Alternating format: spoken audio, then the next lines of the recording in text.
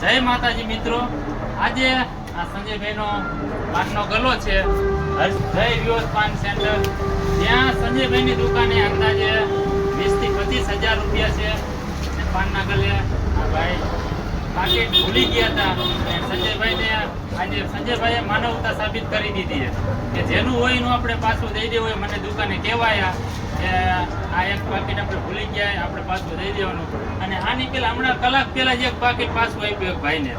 થોડુંક હજી પડ્યું છે. આ તો જો હજી જોવો તો કોઈ લેવા નથી આવ્યું.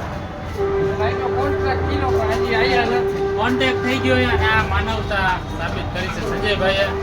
અને આ ભાઈ તમે ભાઈ રાજી થયા ને કે આ જમાનામાં કોઈ પાછું આપે? લાલચ કોને ન હોય? આયમ પૈસા ઘણા બધા છે એટલે સંજયભાઈ તમારા હાથે જ આ ભાઈને આપી દો. એટલે આ ખોડિયારમાંની દયા કહેવાય. માટેલ ધામમાં તમે દર્શન કરવા આવ્યા હતા ને, રાજીને પાછું આવી ગયું. અને અત્યારે પૈસા તો કમાઈને મળી જાય પણ ડોક્યુમેન્ટ છે ને એ નથી મળતા. હેરાન બહુ થઈ જાય. આગળ વિડીયો શેર કરજો જેથી કરીને આ ભાઈને પણ આનું પાકીટ મળી જાય. જય માતાજી, જય મા ખોડલ.